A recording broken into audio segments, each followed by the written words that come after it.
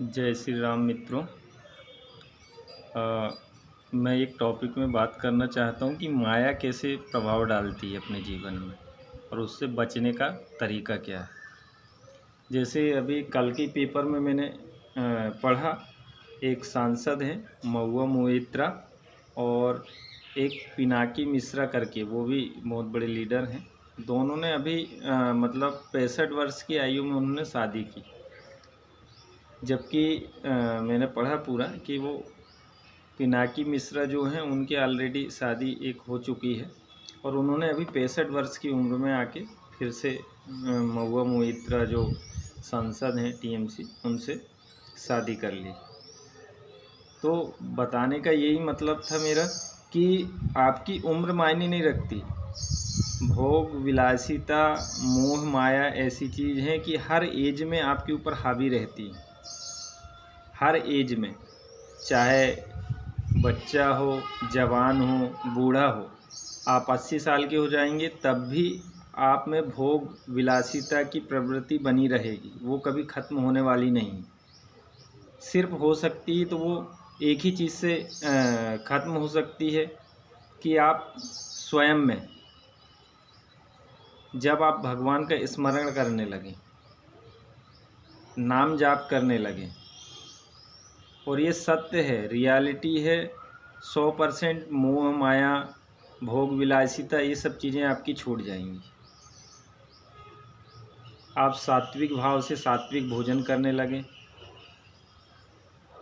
पूजा पाठ स्टार्ट कर दें मन से, मतलब दिखाने के चक्कर में नहीं, किसी को मन से पूजा पाठ करें, भगवान की योग करें, ध्यान करें और नाम जप करें।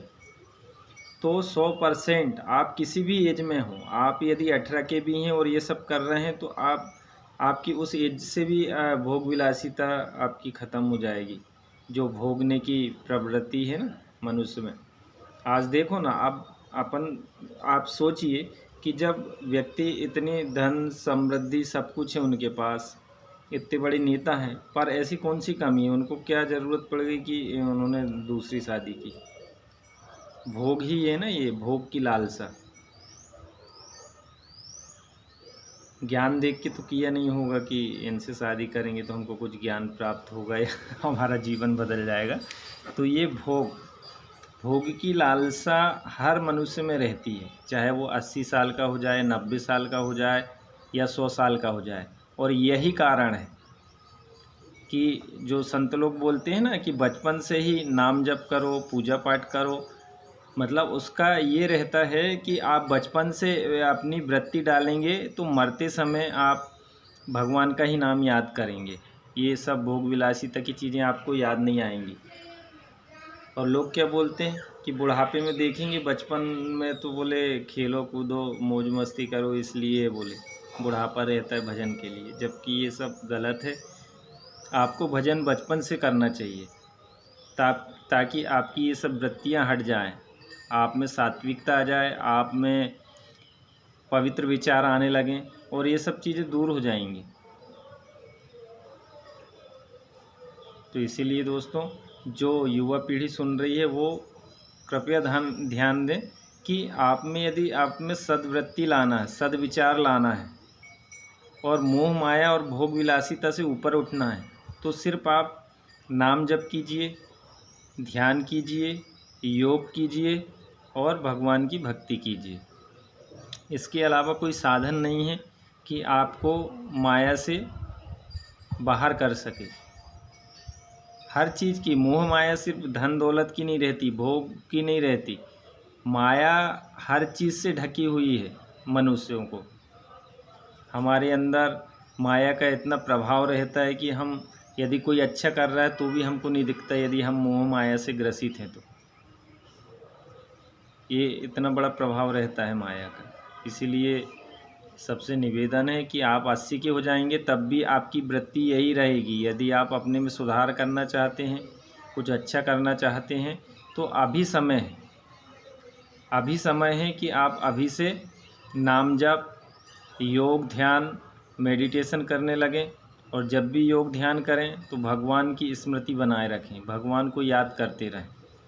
तो मैं 100% लिख के देता हूँ कि यदि आपने 2 साल ये कर लिया तो आपके मतलब मन से मोह माया ये सब चीज़ का पर्दा हट जाएगा, आप में सद्विचार आने लगेंगे, आप पूरे समाज का, पूरे देश का, हर जीव जंतु पशु पक्षी सभी का कल्याण चाहेंगे। अपने आप ऐसा होता है, अपने आप परिवर्तन होता है। ये मैं अनुभव की बात बता रहा हूँ मेरे। कोई मैं बचपन से कोई संत महात्मा नहीं रहा, मेरे में भी भोग विलासिता की बहुत ज़्यादा वृत्तियाँ थीं, पर ऐसा कुछ चमत्कार हुआ, ऐसा कुछ समय आया है कि बस सिर्फ योग ध्यान कंटिन्यू करने से ही मेरी ये सब वृत्तियाँ ख़त्म हो गई। अब ना मन में कभी गलत विचार आते, ना भोग विलासिता की कोई इच्छा है मेरी कि ये गाड़ी बेचो, बड़ी ले लो, इससे बड़ा और बंगला बना लो, इससे ज़्यादा और प्रॉपर्टी बना लो। पहले मन में बस यही चलता था कि बस प्रॉपर्टी को बढ़ाना कैसे है, पैसे ज़्यादा से ज़्यादा कैसे कमाना है, पर ज़िंदगी जीना नहीं आता था। मैंने अपनी पूरी 40 साल की ज़िंदगी मतलब 20 साल करीब हो गए मेरे को बिजनेस करते हुए, 20 साल मैंने सिर्फ पैसा कमाने में लगा दिए, ज़िंदगी को जिया नहीं। अभी समझ में आ रहा है कि मतलब मैं पहले यदि ये अनुभव हो जाता, ये सब चीज़ें मेरे को पता चल जाती तो मैं इससे अच्छी लाइफ जीता। अभी जिस स्थिति में हूँ मतलब इससे अच्छी, मतलब भली पैसा मेरे पास कम रहता पर मेरी लाइफ और भी अच्छी होती। तो दोस्तों मेरा अनुभव जो शेयर कर रहा हूँ वो इसलिए कर रहा हूँ कि जो भी युवा सुन रहा हो वो अपने आप में परिवर्तन ला सकता है। और मैं अपना मतलब अनुभव शेयर कर रहा हूँ, 100% सत्य बोल रहा हूँ कि मोह माया भोग विलासिता से यदि आपको ऊपर उठना है तो सिर्फ़ और सिर्फ एक ही चीज़ है, योग ध्यान और नाम जप स्टार्ट कर दें, बस तभी आप इन सब चीज़ों से ऊपर उठ सकते हैं। नहीं तो आज आप समाज में देख ही रहे हैं, लोग 80 साल के हो गए तो भी कितना पेपर में आ रहा है कि मतलब जो 60 70 80 साल के हो गए उनमें भी भोग की प्रवृत्ति पाई जा रही है। ऐसा क्यों हो रहा है? एक एज रहती ना, ठीक है 35-40 साल तक ये चीज़ें समाप्त हो जानी चाहिए, पर क्यों नहीं हो रही? क्योंकि मनुष्य भगवान का स्मरण भूल गया। पहले जो हमारे पूर्वज थे उनका सिस्टम रहता था कि 20-22 साल तक ब्रह्मचर्य का पालन करना, 22 से 30-35 तक गृहस्थ जीवन जीना है और उसके बाद फिर संन्यास की तरफ वो लोग कदम रखने लगते थे, स्टार्ट कर देते थे कि कैसे मोह माया से हम ऊपर उठें धीरे धीरे और भगवान का हमेशा स्मरण करते थे। तो हमने देखे कि कितने बड़े बड़े महात्मा महापुरुष योगी हुआ करते थे, पर आज नई जनरेशन इस चीज़ को समझ नहीं रही। उनको लगता है कि अरे आज से आज मौज करो, कल किसने देखा। वो ये सब भूल गए कि भगवान भी है जो सब देख रहा है और सब उसके ही अनुसार होता है। आप एक कदम अपने हिसाब से नहीं चल सकते। एक पिता है, यदि उसकी 3 संतान है, तीनों को बराबर बराबर ज़मीन बांटता है, वो तीनों एक ही दिन में बोनी करते हैं, मगर फसल किसकी कितनी होगी वो ऊपर वाला डिसाइड करता है। उसके हाथ में है कि किसको कितना देना, जबकि एक ही पिता की तीनों संतान है, तीनों के पास एक सी ज़मीन है, तीनों एक ही दिन में भी यदि बोनी करते हैं तो फसल किसको कितनी मिलेगी उसका परिणाम सिर्फ भगवान ही वो करते हैं। पर हम लोग ये सब चीज़ें भूल गए हैं अब, इसीलिए कहीं ना कहीं पूरा समाज में देख रहा हूँ मैं आज भोग विलासिता के अलावा कुछ नहीं। हर छोटा से छोटा व्यक्ति चाह रहा है कि बस उसको और भोगने को मिल जाए और भोगने को मिल जाए।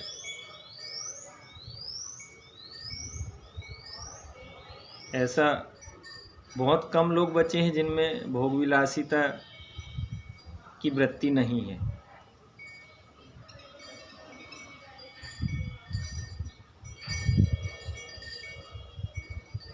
तो ये सोचने वाली बात है कि हम कहाँ जा रहे हैं। मतलब कहीं ना कहीं हमने महापुरुषों के वचन सुनना बंद कर दिए,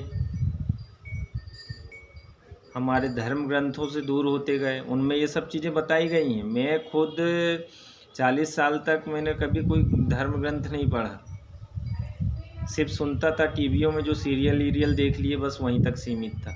पर जैसे ही मैंने योग ध्यान ये सब किया तो अपने आप वो खिंचाव बनने लगे, फिर धर्म ग्रंथों की तरफ आकर्षण बढ़ने लगा, अच्छी चीज़ों को ग्रहण करने लगा, बुराइयों को त्याग करने लगा, बुरे लोगों की संगत छोड़ दी मैंने। अब जहाँ कोई निंदा होती है, कोई फालतू की बातें करता है, तो मेरे को बिल्कुल बेकार लगता है। वहाँ मैं बैठना भी पसंद नहीं करता, वहाँ जाना पसंद नहीं करता। तो ये सब होता है। यदि आप चाहते हैं कि अपनी लाइफ चेंज हो और अच्छी लाइफ जीना है, अच्छी लाइफ मतलब पैसे से संबंध नहीं रहता, उसको आनंद में रहना है हमेशा। पैसा तो मेरे पास भी बहुत रहा है, 40 साल तक मैं मतलब अच्छा खासा बिजनेस व्यापार सब था, पर आनंद नहीं था। खुशियाँ आती थी कुछ समय के लिए, कुछ कर लिए, कहीं घूमने चले गए, कुछ खरीद लिए, 1-2 प्लाट ले लिए, कुछ ले लिए, तो खुश होते थे अंदर से बहुत कि हमने ये कर लिया, पर आनंद नहीं था। और आनंद जिसके जीवन में एक बार आ गया तो वो परमानेंट रहता है, वो कभी जाता नहीं। तो जिसको भी यदि आनंद की अनुभूति करना है तो बस एक ही उपाय है कि आप बस भगवान का स्मरण चालू कर दें। जो प्रेमानंद जी भी बोलते हैं, हर संत बोल रहे हैं। आप यूट्यूब में यदि सर्च करेंगे तो महात्माओं के 100 में से 80 वीडियो में सिर्फ वो नाम जप की बात करते हैं, पर फिर भी हम लोग समझ नहीं पा रहे हैं उस चीज़ को।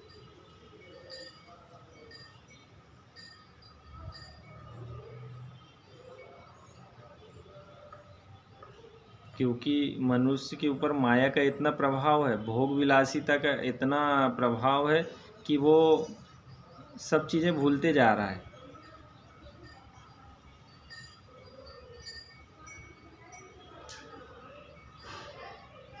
पहले हम सुनते थे कि गांव में किसान जो हैं, हमारे दादा परदादा, वो लोग पेस्टिसाइड्स ये दवाओं का उपयोग नहीं करते थे। आज क्या हो रहा है, फसल की आवक बढ़ाने के लिए हमने क्या किया, उसको 4 गुना, 8 गुना, 10 गुना, 15 गुना फसल काटने के चक्कर में हमने इतनी दवाई डाल दी कि अब ज़मीन भी ख़राब हो रही है और पूरे वैज्ञानिक अब परेशान है। वो बोल रहे हैं ना कि उर्वरक क्षमता कम होते जा रही है, ज़मीन से जो छोटे छोटे जीवाणु थे वो मरते जा रहे हैं पेस्टिसाइड्स के उपयोग से। उर्वरक क्षमता अब उसकी धीरे धीरे कम हो रही है। आने वाले समय में निश्चित इसके दुष्परिणाम तो समझ में आएंगे अपने को, पर ऐसा क्यों हो रहा है? हर व्यक्ति को पता है ना कि ये गलत है भाई, हम दवाई डाल रहे हैं और इसको कोई खाएगा ये अन्न को तो इससे बीमारियां फैलेंगी। पर हम तुरंत का देख रहे हैं ना, हमें भोग की वो है कि इससे ज़्यादा पैसा आएगा हमको। मान लो 50 क्विंटल हो रही थी तो 80 क्विंटल होगी, तो 30 क्विंटल में हमको पैसा ज़्यादा मिलेगा, तो हम उससे सुख भोगेंगे।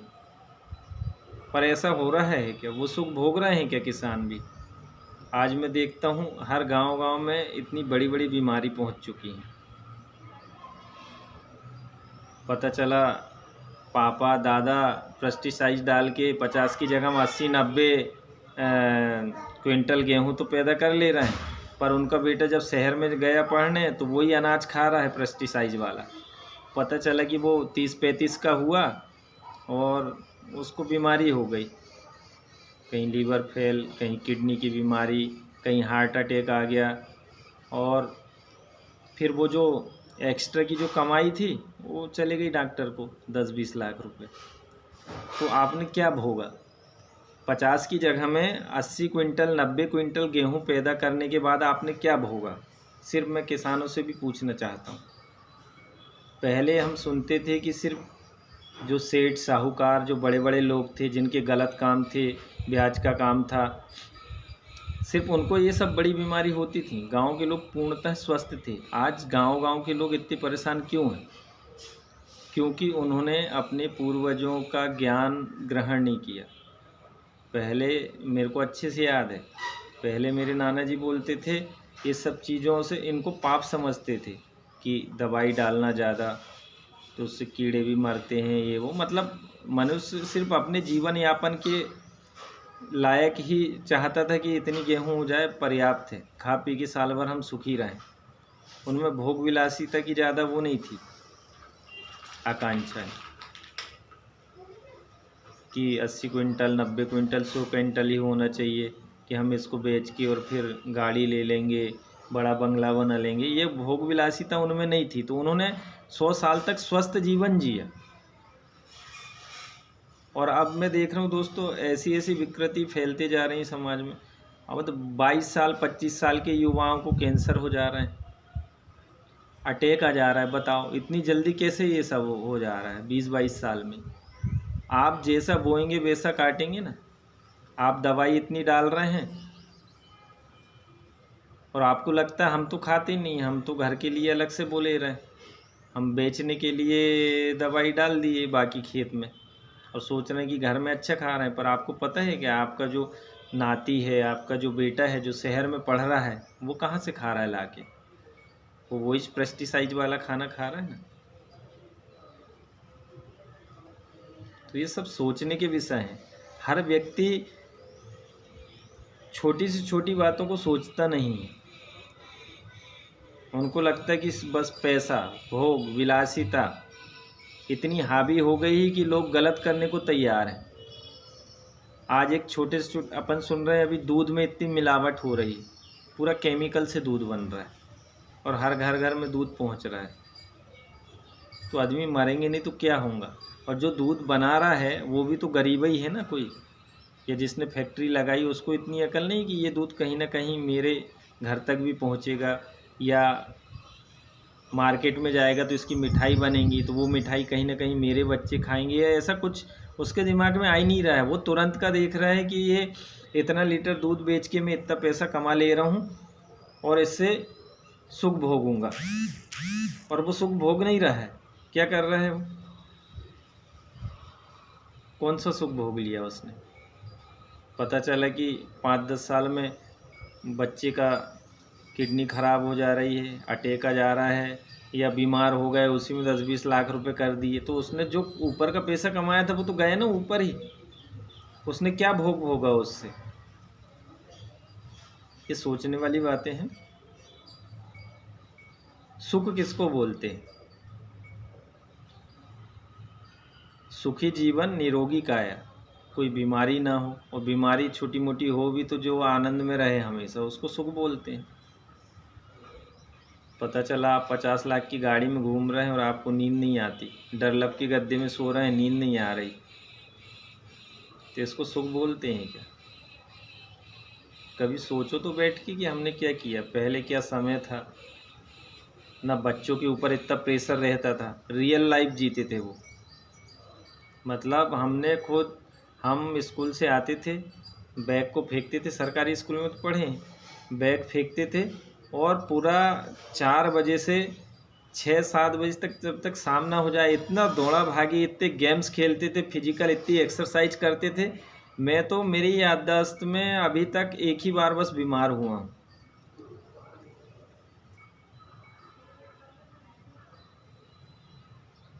ऐसे छोटे मोटे फीवर वीवर तो आते रहते, पर एक बार ही मेरे को टाइफाइड हुआ था जब मैं इंदौर में था, ट्रेनिंग पीरियड में था बस। नहीं तो अभी तक मेरी याददाश्त में ऐसा कुछ अभी तक बीमार नहीं हुआ। तो इतना आनंद आता था, सुबह से बच्चे खेलते थे। घर वालों का ऐसा था कि भाई आप सिर्फ ज्ञान तो घर में इतना मिल जाता था कि सही क्या है गलत क्या है पूरा घर में ही सीख लेते थे। थोड़ा बहुत भौतिक ज्ञान के लिए स्कूल चल जाते थे, उसमें भी आध्यात्मिक और व्यवहारिक ज्ञान रहता था। उस समय जब हम पढ़ते थे तब बुकों में मतलब भौतिक ज्ञान के साथ साथ आध्यात्मिक और व्यवहारिक ज्ञान भी सिखाया जाता था, पर अब सब स्कूलों में बंद हो गया है ये सब। सिर्फ मार्क्स के पीछे बच्चों का इतना प्रेशर है, उनको इतना दौड़ाया जा रहा है, ना उनको खेलने का समय है, ना ढंग से वो सो पा रहे हैं, इतना प्रेशर रहता है पढ़ाई का छोटे छोटे बच्चों में। जैसे वो अभी चौथी पाँचवीं से ही पढ़ के एकदम डायरेक्ट डॉक्टर इंजीनियर बन जाएगा। और ऐसे बच्चे ठीक है अच्छे मार्क्स लाके और डॉक्टर इंजीनियर बन भी जा रहे हैं, तो क्या हो रहा है आज देख रहे हैं ना, भ्रष्टाचार क्यों फैला है, किन के कारण फैला है? ऐसे बच्चों के कारण, जिन्होंने सिर्फ अंक के दम पे, डिग्री और डिप्लोमा के दम पे नौकरी तो हासिल कर ली, पर उनको सद्ज्ञान की इतनी कमी है कि वो जैसे ही डॉक्टर इंजीनियर बनते हैं तो बस लीवर किडनी बेचना चालू। कोई इंजीनियर बना तो 2 साल 3 साल 4 साल में पुल बह जा रहे हैं, मकान की मकान गिर जा रहे हैं। ये सब क्यों हो रहा है? पुराने ज़माने की इमारत देखी ना अपन ने, अभी तक 100 साल के पुराने जो मकान हैं अभी भी वैसे की वैसी खड़े हैं, और अभी के मकानों की हालत देखो। तो ये सब सोचने वाली बातें हैं। यदि कोई सुनता है तो ये मनन करे कि सही में ऐसा क्यों होने लगा, एकदम से पूरा विश्व परिवर्तन की तरफ क्यों जा रहा है। भारत में ये सब विकृतियाँ कहाँ से आ गई? यहाँ छोटी छोटी बच्चियाँ ऐसे गंदे गानों में रील्स बना रही हैं। ये सब वृत्तियाँ कहाँ से आ रही? माँ बाप में सद्ज्ञान की कमी है ना। वो गाने का बोल सुन ही नहीं रही हैं, मुन्नी बदनाम हुई और ये और वो, और गाने में क्या क्या शब्द आ रहे हैं, और उस पर उनकी बच्ची डांस कर रही। तो उसको तो यही लगेगा कि यार ये तो बहुत अच्छा काम है, आगे चल के अपने को यही करना है, तो वो फिर क्या बनती है? तो उसकी ज़िंदगी कौन ख़राब कर रहा है? माँ बाप ही कर रहे हैं ना, विवेक की कमी के कारण। डिग्री तो उनके पास बहुत पढ़ी लिखी हैं, हम तो देख ही रहे हैं समाज में कि आज शिक्षा का स्तर इतना उठ गया, मगर विवेक, बुद्धि और सद्विचारों की इतनी कमी आ गई है कि अब बोल ही नहीं सकते। छोटी छोटी बच्चियों में हर लड़की की शादी होती है। मैं मतलब अभी मेरे पास 20 उदाहरण हैं इस समाज में। लड़कियों की शादी होती तो उनको भोग की इतनी विलासिता की कि मेरे को भाई शादी हुई, भली गरीब से गरीब परिवार में वो रह रही, कभी बाहर घूमने नहीं गई, पर शादी हुई तो उसका बस एक ही कि पति मेरे को बाहर घुमाने लेके जाए, 1,50,000 खर्चा करे तब उसको आनंद आता है। मतलब इतने सपने देख ले रही लड़कियां, उनको लगता है शादी नहीं कर रही, वो एक व्यापार हो गया है शादी। और इसी का नतीजा है इतने तलाक रेट जो बढ़ते जा रहे हैं। 2 महीना 3 महीना रहती हैं बच्चियाँ, छोड़ के आ जा रही घर, और माँ बाप बोलते हैं हाँ बेटा आ जा तू। पहले के माँ बाप क्या बोलते थे, मरेंगी तभी वहाँ से वापस आना, नहीं तो आना नहीं। तो लड़की को भय रहता था कि यार घर से ऐसा बोल के पहुँचा है, मेरे को कहीं ना कहीं इनको निभाना है। हाँ, गलत चीज़ को वो नहीं करना चाहिए बर्दाश्त, पर आज गलत कौन है? जितने लड़के गलत हैं उतनी ही लड़कियां भी गलत हैं। ऐसा तो है नहीं कि पूरे कुकर्म लड़के ही करते हैं। लड़कियां पूर्णतः मतलब सज्जन हैं और उनको कष्ट दिया जा रहा है। वो अपने कर्मों के ही कारण परेशान है ना। माँ बाप बचपन से उनको मेहनत करना नहीं सिखा रहे हैं, घर के काम नहीं करवा रहे हैं, उसको घर में रानी बिटिया बना के रख रहे हैं, और वो रानी बिटिया जाके दूसरे का फिर सर खा रही है।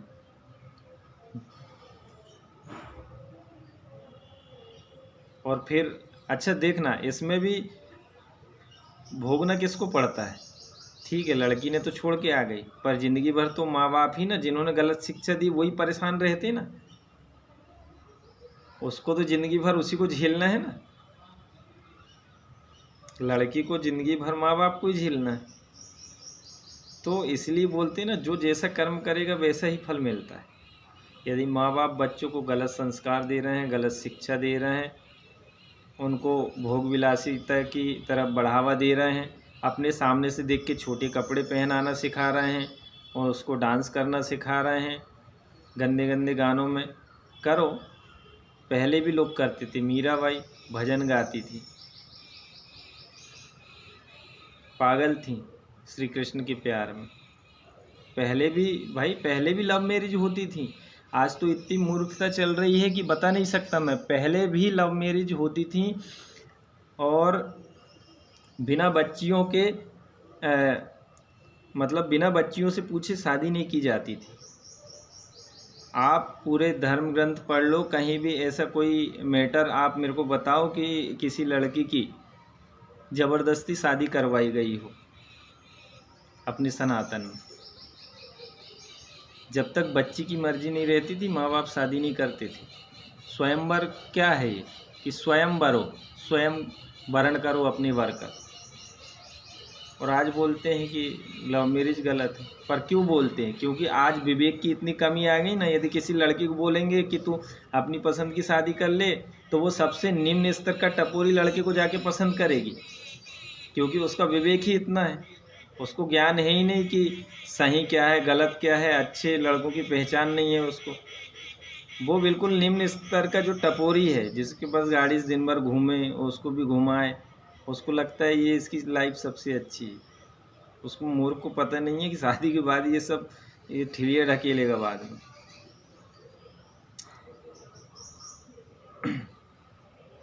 तो पहले भी होते थे भाई, पहले स्वयंवर होते थे। माँ बाप कभी हस्तक्षेप नहीं करते थे बेटी की शादी में। उसको खुद को वर्ण करने का वो रहता था अधिकार। आप देखो ना, सीता जी हों, राधा जी हों, रुक्मणी हों, या कृष्ण भगवान ने शादियाँ की। इवन हम देखते हैं ना कि कृष्ण भगवान ने खुद अर्जुन की शादी करवाई थी सुभद्रा जी से। उसके माँ बाप दूसरे किसी दुष्ट से शादी करना चाह रहे थे, तो भगवान ने सुभद्रा जी से अर्जुन की शादी करवाई थी। तो पहले न्याय था, लोग समझदार थे, विवेकवान थे। आज विवेकवान 10% बच्चे हैं और 90% भौतिकवादिता वाले हैं, जो इतने सोचने समझने की शक्ति नहीं है जिनमें।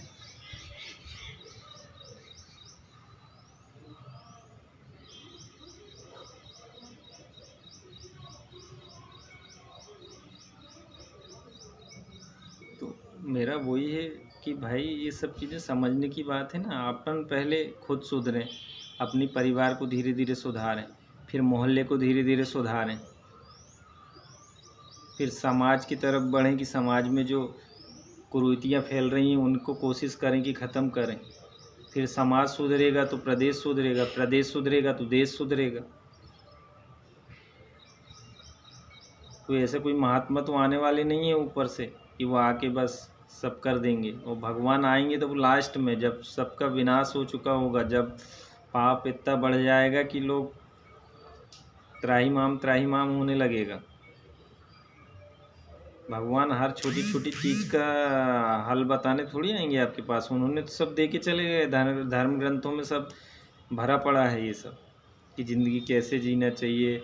एक पेड़ की भी अपने को रक्षा करनी है, पशु पक्षियों की भी रक्षा करनी है, अपने घर परिवार की रक्षा कैसे करनी है, आपका जीवन कैसे जीना सात्विक, ये सब पूरे ग्रंथों में लिख के रखा है। पर हिंदू इसलिए परेशान है क्योंकि उन्होंने वो धर्म ग्रंथों को लाल कपड़े में लपेट के रख दिया।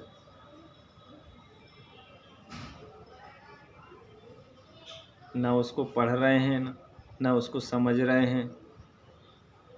तो ये कहाँ से होगा?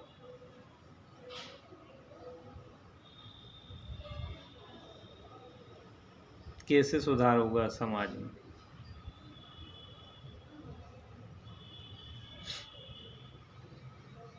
और आज की तो नई जनरेशन का तो अब क्या बोले।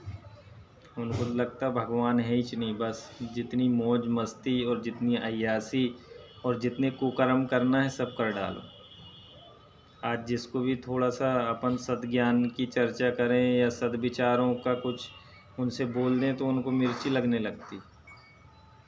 कोई सुनना ही पसंद नहीं करता। यही कारण है। इतने सिद्ध संत महात्मा, इनके इतने पूरा यूट्यूब भरा है, पर कोई सुनता है कि उनका बैठ के 1 घंटा तक प्रवचन? बहुत कम लोग हैं ऐसे। मैं ये नहीं बोल रहा हूँ कोई सुनता ही नहीं, तब तो इतने वो डले हैं, पर कितने परसेंट लोग? 50%। तो 50% युवा पीढ़ी पीढ़ी क्या बोलती है कि अरे बाद में देखेंगे, बुढ़ापे में भक्ति की जाती है, अभी क्या ज़रूरत है। अरे जब तुम अभी नहीं कर सक रहे हो, जब तुम्हारे पास सब कुछ है, तो बुढ़ापे में कैसे हो जाएगी? जब तुम्हारी हालत ऐसी हो जाएगी, ना तुम उपास रह सकते, ना योग कर सकते, ना ध्यान कर सकते, ना ज्ञान अर्जित कर सकते, ना 4 घंटे एक आसन में बैठ सकते, फिर बुढ़ापे में कहाँ से भक्ति हो जाएगी? फिर मरोगे, फिर वही जीवन मरण, वही निम्न योनियों में जन्म। ये सब कौन बन रहा है? कुत्ता, गधा, सुअर, इनके अंदर भी तो आत्मा है ना।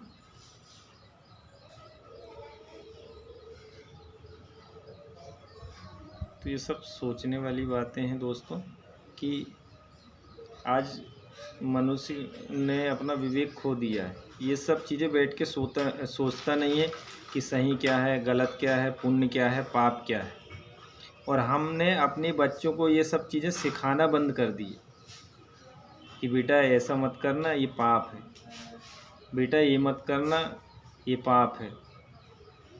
पुण्य की परिभाषा उनको समझाना बंद कर दिए। इसीलिए आज 70-80% नालायक बच्चे पैदा हो रहे हैं समाज में।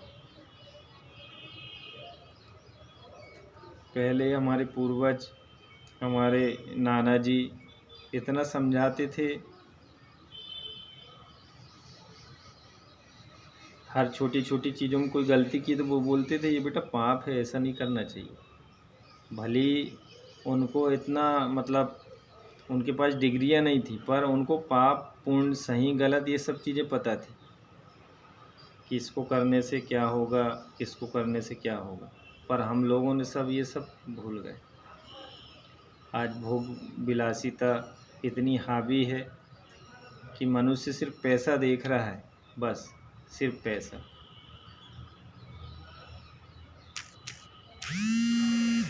बस दोस्तों इतना ही बोलूँगा, बोलने को तो बहुत है, बनाऊँगा भी, मेरे को तो काम करना है। जय श्री राम।